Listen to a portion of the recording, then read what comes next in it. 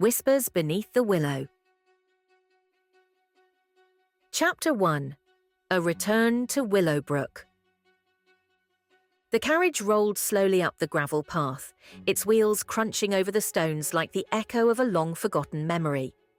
Eliza Carter sat rigid inside, her gloved hands tightly clutching the edge of her seat as the familiar silhouette of Willowbrook Manor emerged through the morning mist.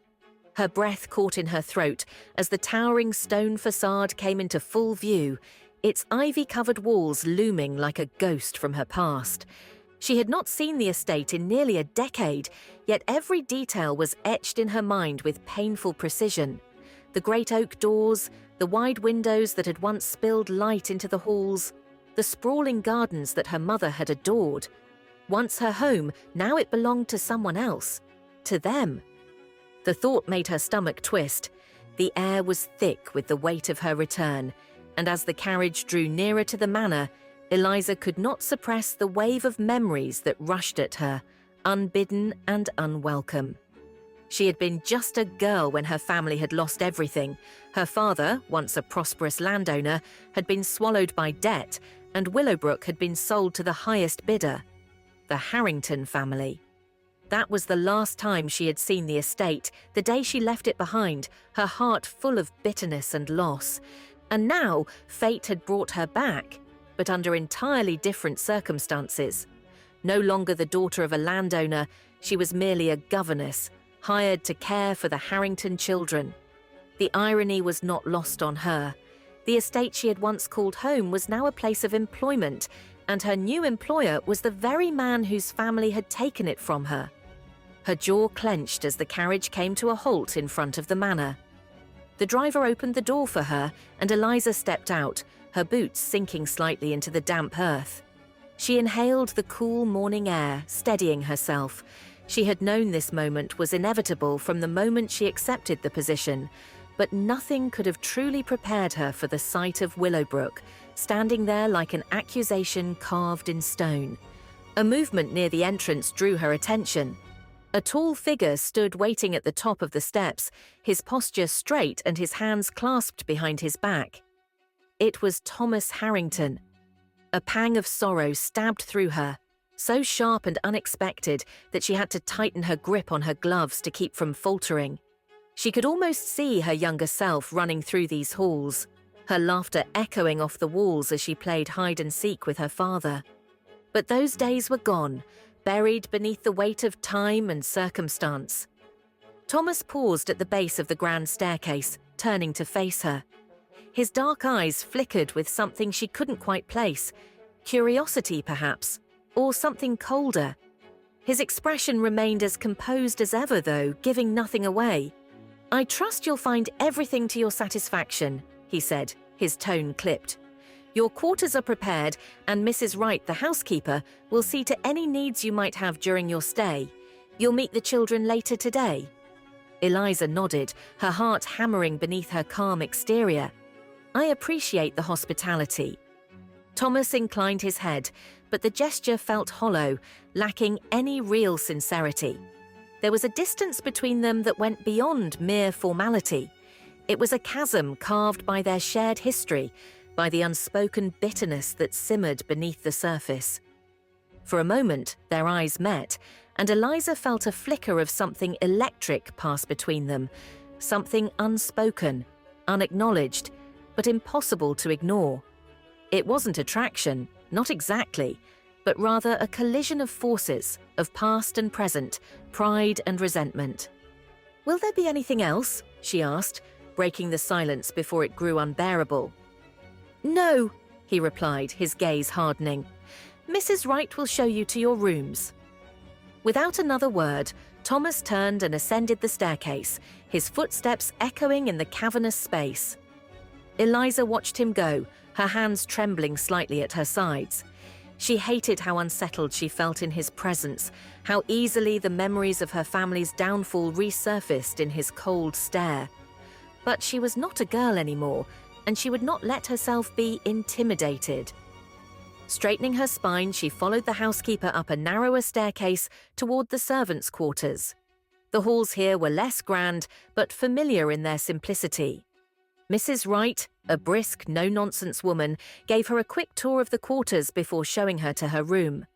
It was small but comfortable, with a narrow bed, a writing desk, and a window that overlooked the gardens.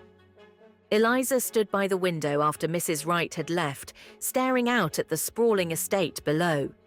The willow tree by the river caught her eye, its long, trailing branches swaying gently in the breeze. She had spent countless hours beneath that tree as a child, reading, daydreaming, imagining a future full of possibilities. Now that future seemed so far away. Her reflection in the glass looked back at her, older, wearier, but resolute. She was here for a purpose, and she would not allow herself to be distracted by old wounds or the lingering bitterness she felt toward Thomas Harrington. She had a job to do, and she would do it well. But as she stared out at the estate that had once been hers, she couldn't help but feel the weight of everything she had lost pressing down on her like a heavy, suffocating shroud. Willowbrook was no longer her home, but she would endure. She had to. Chapter 2. Ghosts of the Past. Eliza stood at the window of her small room, the one the Harringtons had assigned her as governess, though it had once been a guest room for her family's visitors. The pale morning light filtered through the worn curtains, casting a soft, hazy glow over the rolling green hills beyond the manor. Her gaze wandered across the manicured lawns, over the delicate rose gardens her mother once loved, and settled on the distant silhouette of the ancient willow tree by the river. Willowbrook. Even the name whispered of her childhood. It had been a different place then, a home, not just an estate. Every room had echoed with the warmth of laughter, every path a reminder of carefree days. But now it felt like a hollow shell, beautiful yet cold. She turned away from the window with a sigh, the weight of the past pressing down on her chest. Eliza's footsteps echoed through the narrow hallways as she descended the grand staircase, each step a reminder of how things had changed. The ornate banisters gleamed under the light of the chandelier, but where once she had glided down these stairs in silks, she now wore the plain, modest dress of a governess. She could feel the house itself watching her, its memories entwined with her own. The portraits of Harrington ancestors stared down at her with lifeless eyes, their faces stern and indifferent. As she crossed the entry hall, the faint sound of children's laughter drew her attention. The Harrington children, two lively boys and their younger sister, were playing in the drawing room, blissfully unaware of the tangled history that clung to the walls. Eliza smiled faintly at their innocence, though her heart ached for her own lost childhood, one where the estate was hers to roam freely, not merely work within. She entered the room quietly, her presence unnoticed for a moment. The boys were engrossed in their play, building forts out of cushions, while little Anne twirled about in her mother's pearls. They were so full of life, untouched by the burdens of inheritance, of family legacies, of the weight of lost fortunes. "Miss Carter!" Anne's voice rang out with delight as she spotted her, and soon the boys abandoned their game to gather around her. Eliza knelt, greeting them with a smile that softened the sharp lines of her usual composure. She spent the next hour with them, guiding their reading and answering their curious questions, though her mind wandered to the man who loomed over this place like a shadow. Thomas Harrington. His name alone summoned an unwanted flicker of emotion in her chest, resentment, curiosity, and something else she couldn't yet name. They had exchanged only a few words since her arrival, all formal, all distant. But each encounter had left her feeling as though the ground beneath her feet was less stable. His eyes, so guarded and dark, had a way of unsettling her, stirring something within that she struggled to suppress. After the lesson, the children were excused to play in the gardens, and Eliza, finding herself alone, made her way outside. The fresh air washed over her like a cool balm, momentarily easing the weight of the manor's suffocating atmosphere. Her feet led her toward the river, to the place that had always brought her peace, the Willow Tree. The great willow stood on the edge of the slow-moving river, its sweeping branches hanging like curtains, sheltering a hidden world beneath. This was where Eliza had come as a child, seeking refuge from the demands of lessons and propriety. Even now, the tree welcomed her like an old friend, its long tendrils swaying gently in the breeze. Eliza slipped beneath the canopy of branches, the rustling leaves forming a soft, whispering cocoon around her. Here, the world fell away, the manor and its burdens fading to the background. She knelt by the base of the tree, running her fingers over the rough bark, tracing the initials she had once carved into its trunk so many years ago. Iki, surrounded by the heart of a girl who had once believed the world was hers. But the world had shifted, and so had she. As she sat there, the memories flooded back with an intensity that made her chest tighten. She remembered her father's voice, warm and steady, as he told her stories of the estate's history. She remembered her mother, arranging flowers in the parlor with a smile, her hands always busy, always graceful. And she remembered the day her father had told her the news, the day Willowbrook was lost. Her father's voice, broken with shame, haunted her even now. They had been sitting right here, beneath the willow, when he'd confessed the truth. He had gambled too much, risked too much, and the Harrington family had swooped in like vultures. That had been the end of everything Eliza had known, everything she had cherished. Her father's health had declined rapidly after that, his spirit broken. He had died within a year of leaving Willowbrook. Eliza closed her eyes, willing herself to banish the flood of memories. But they clung to her, as stubborn as the grief she had carried ever since. The sound of footsteps approaching pulled her from her reverie. She looked up sharply, brushing away the tears that had gathered in the corners of her eyes. Through the veil of willow branches, she saw Thomas standing at the edge of the riverbank, his tall figure silhouetted against the golden afternoon light. He hesitated before stepping forward, parting the branches and joining her beneath the tree. For a moment, neither spoke. His presence here felt like an intrusion, yet there was a softness in his expression that was different from the cold reserve he usually wore. "I see you've found your way here," Thomas said, his voice low and measured. There was no mockery in it, only a quiet acknowledgement. "This place, it's special to me," Eliza replied, keeping her tone even despite the tremor in her chest. "I thought it might be," he said. He moved closer, his gaze lingering on the carved initials in the bark. "You've known Willowbrook far longer than I have." She looked at him, surprised by the sudden vulnerability in his words. Thomas, the cold and calculating master of the estate, standing here in the place where she had once dreamed of her future. For the first time, he seemed less like the man who had taken everything from her family, and more like someone bound by the same chains of duty and expectation. "Why are you here, Mr. Harrington?" Eliza asked, her voice sharper than she intended. "I wanted to see if the rumors were true," he said, meeting her gaze, "that this willow tree was where the Carter family always came when they needed to escape the world." Her heart clenched at the mention of her family, the rawness of it too much to bear. "It was," she whispered, her voice faltering. Thomas's eyes darkened, as though he could sense the pain beneath her words. He took another step closer, the space between them shrinking in a way that made Eliza's pulse quicken. She wasn't ready for this, for the strange new current between them that both intrigued and repelled her. "I don't wish to make things harder for you, Miss Carter," he said softly, his voice sincere. "I only wanted to understand." Eliza looked away, the intensity of his gaze too much to bear. "I doubt you could understand," she murmured, her fingers still tracing the carved heart in the tree's bark. For a long moment, there was silence between them, the willow branches swaying gently overhead. Thomas didn't respond, and in his silence, Eliza felt something shift. This was the man who owned her family's estate, the man who stood as a reminder of everything she had lost.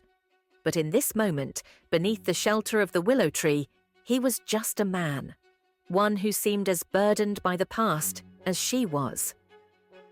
"I'll leave you to your thoughts," he finally said, his voice quieter now, almost regretful. He turned and walked away, his footsteps fading into the distance. Eliza watched him go, her heart heavy, with a strange mixture of resentment and something she could not yet name. She was left alone beneath the willow tree, the ghosts of the past still swirling around her, but now with a new presence, one that unsettled her in ways she had not anticipated.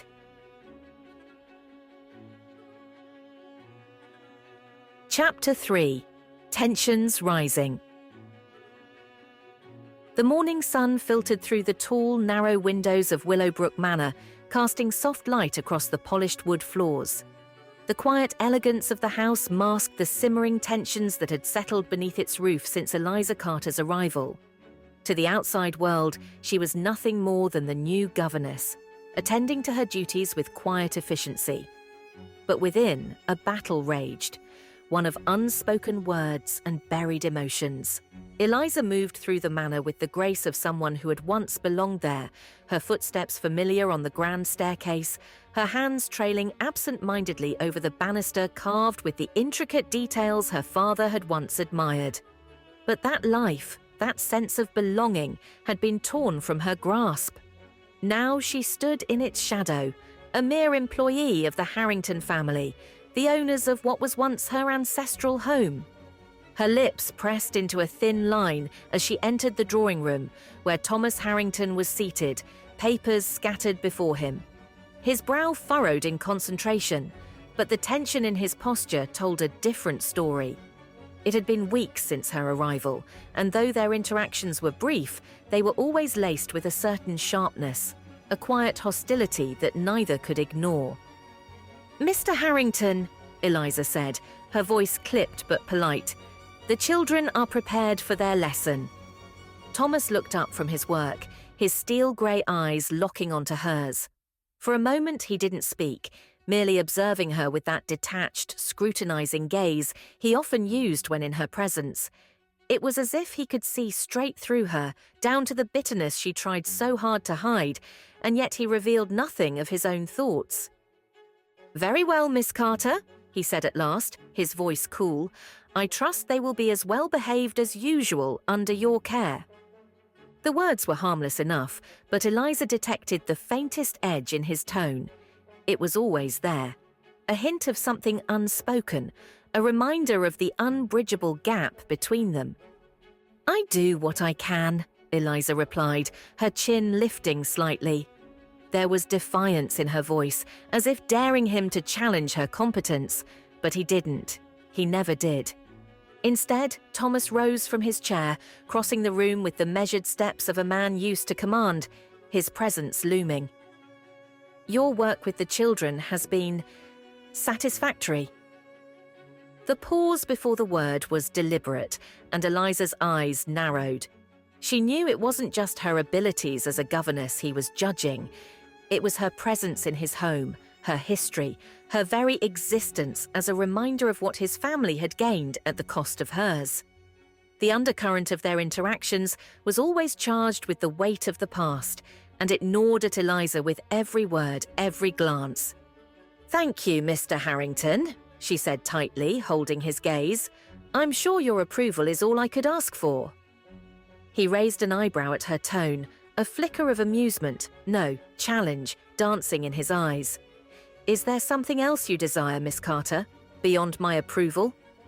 Her heart skipped, caught off guard by the subtle suggestion in his words. There it was again, that unspoken tension, lurking beneath the formalities they both clung to. She straightened her spine, unwilling to give him the satisfaction of rattling her. "I am content with my position, Mr. Harrington," she said, though her voice betrayed a faint tremor of emotion. "And I ask for nothing more." Thomas stepped closer, and for the briefest moment, Eliza's breath caught. He was so near she could catch the faint scent of sandalwood and the earth from the fields, a reminder that despite his aristocratic bearing, he was still a man rooted in the land. His eyes held hers, his expression unreadable. "You ask for nothing, Miss Carter, and yet there is so much behind your silence." Eliza stiffened, taken aback by